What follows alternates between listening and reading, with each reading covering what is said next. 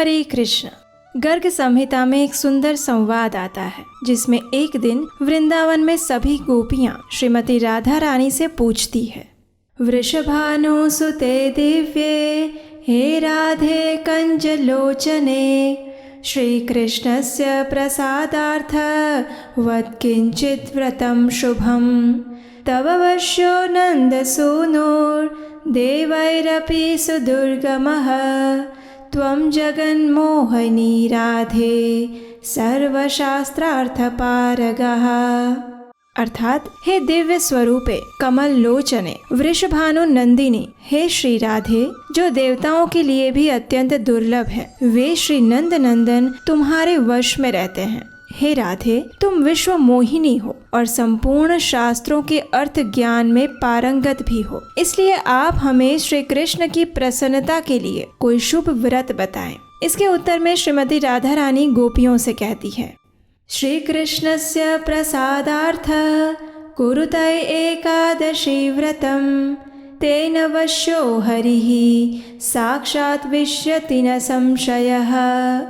इसका अर्थ है, श्री कृष्ण की प्रसन्नता के लिए आप सभी एकादशी व्रत का अनुष्ठान करिए, उससे साक्षात श्री कृष्ण तुम्हारे वश में हो जाएंगे, इसमें कोई संशय नहीं है। अब देखिए, भगवान की भक्ति सर्वोपरि धन है और ये धन भगवान के पास स्वयं भी नहीं है, तो फिर किसके पास है? उनके भक्तों के पास। और इसीलिए भगवान की शुद्ध भक्ति भी सिर्फ भगवान के भक्त ही हमें प्रदान कर सकते हैं। इसीलिए एकादशी जैसे पवित्र दिनों में भगवान के गुणगान तो सुनने ही चाहिए, लेकिन उसके साथ साथ उनके भक्तों की महिमा का श्रवण भी अवश्य करना चाहिए। और यही कारण है कि इस्कॉन में अधिकतर एकादशी के दिन श्रील प्रभुपाद जी के जीवन चरित्र को पढ़ा जाता है। तो आइए, इस मोहिनी एकादशी के उपलक्ष्य में हम एक ऐसी ही सुंदर भक्त गाथा का श्रवण करते हैं। ये कथा है संत नामदेव की, लेकिन कथा सुनने से पहले चलिए हम आपको उनसे मिलवाते हैं।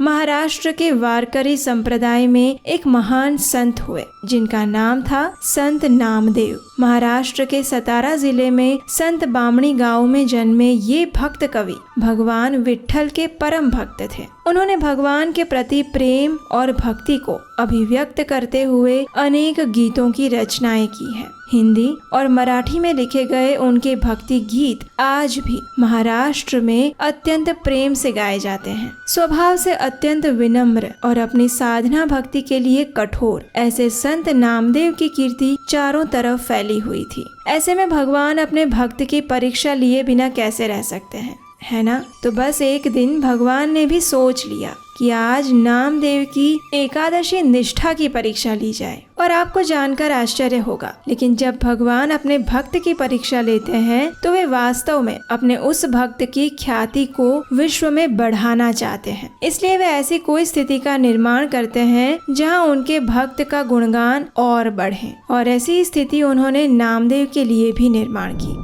एक समय एकादशी तिथि का दिन था। हमेशा की तरह संत नामदेव ने भी अपने परिवार के साथ एकादशी व्रत का पालन किया था। वे अपने भजन में व्यस्त थे और उसी समय स्वयं भगवान श्री कृष्ण एक वृद्ध ब्राह्मण का रूप लेकर उनके पास आते हैं। आकर संत नामदेव से कहते हैं, अरे बेटा, मुझे कुछ खाने के लिए दे दे, इतने दिनों से भूखा हूँ, कुछ अन्न भोजन दे दे बेटा। इस वृद्ध ब्राह्मण को देखकर संत नामदेव को उन पर करुणा आ गई। उन्होंने कहा, आइए ब्राह्मण देव, पधारिए, लेकिन कृपया मुझे क्षमा कर दीजिए। आज एकादशी तिथि है, इसलिए मैं आपको अन्न तो नहीं दे पाऊंगा। हाँ, लेकिन आप फल, दूध इत्यादि लेना चाहते हैं तो मैं अभी आपके लिए वो लेकर आता हूँ। यह सुनकर उस वृद्ध ब्राह्मण ने कहा, अरे भाई, क्या एकादशी और क्या द्वादशी, मुझे तो अत्यंत भूख लगी हुई है। ऐसे में तुम्हारे फल मेरे किस काम आएंगे? मुझे तो अन्न भोजन ही लेना है, अन्यथा मेरे शरीर के प्राण ही निकल जाएंगे। जाओ भाई जाओ, जल्दी से ले आओ। ब्राह्मण की हठ सुनकर संत नामदेव ने कहा,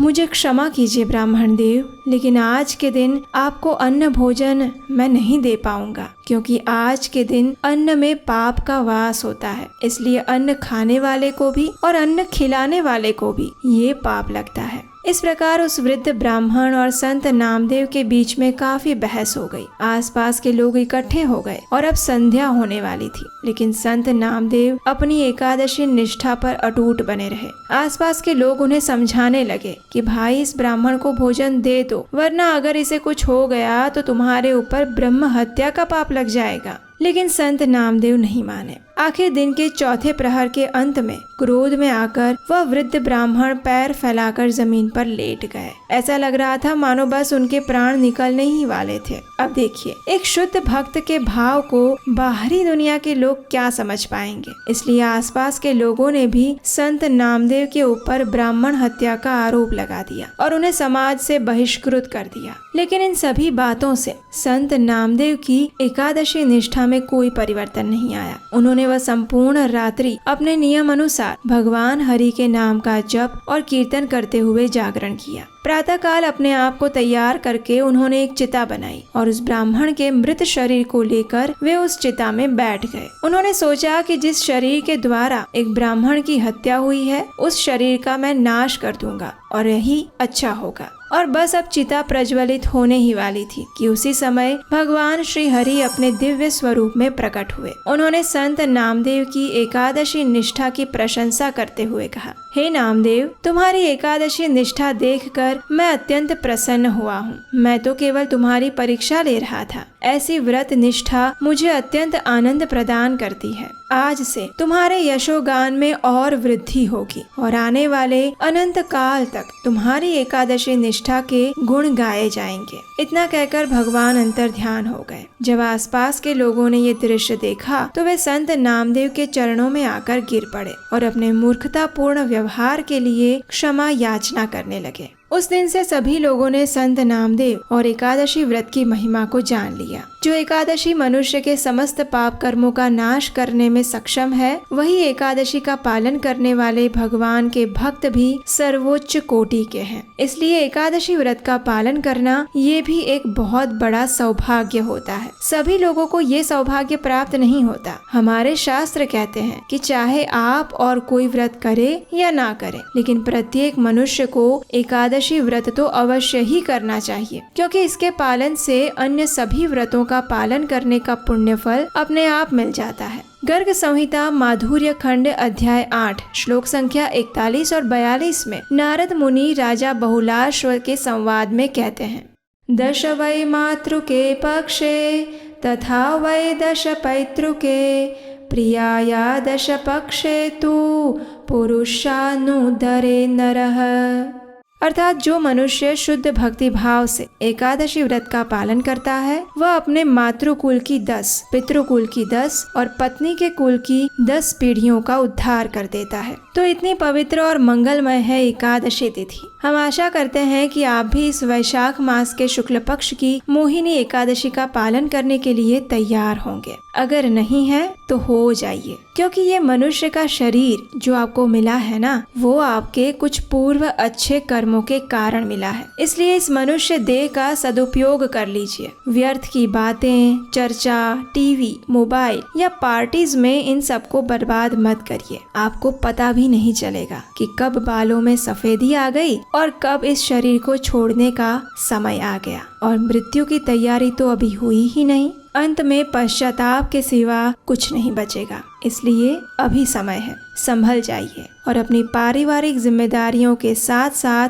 आपके आत्मा के प्रति अपना कर्तव्य भी निभाइए, क्योंकि आपका परिवार स्मशान तक साथ देगा, लेकिन आपके कर्म आपके साथ हमेशा रहेंगे। और याद रहें, श्रील प्रभुपाद हमेशा एक बात याद दिलाते हैं कि आपका वास्तविक स्वरूप ये शरीर नहीं है, बल्कि आत्मा है। तो जरा सोचिए इस विषय में और भौतिक प्रगति के साथ साथ आध्यात्मिक प्रगति के ऊपर भी थोड़ा ध्यान केंद्रित कर लीजिए। तो आज की एकादशी कथा में बस इतना ही। मोहिनी एकादशी की पौराणिक कथा हम कल सुबह सुनेंगे, और उसके लिए अगर अभी तक आपने अपने चैनल को सब्सक्राइब नहीं किया तो अभी कर लीजिए। आपके अपने इस चैनल को अपने मित्रों और परिवारजनों को भी शेयर कर दीजिए और उन्हें भी जाकर बता दीजिए कि एकादशी की प्रमाणभूत और वैदिक कथाओं से आने वाली यथारूप कथाएं सिर्फ उपदेशाष्टकम पर ही मिलेंगी। और हाँ, अगर आप हमारे इस वैदिक ज्ञान के प्रचार कार्य की सराहना करते हैं और इस कार्य में अपना योगदान देना चाहते हैं तो स्क्रीन पर नंबर दिया गया है, वहाँ आप हमें आर्थिक रूप से अपनी सहायता भेजकर भी हमारा उत्साह बढ़ा सकते हैं। तो चलिए इस मोहिनी एकादशी के पावन अवसर पर अपने शरीर, मन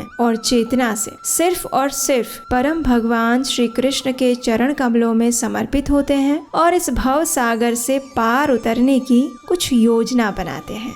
हरे कृष्ण।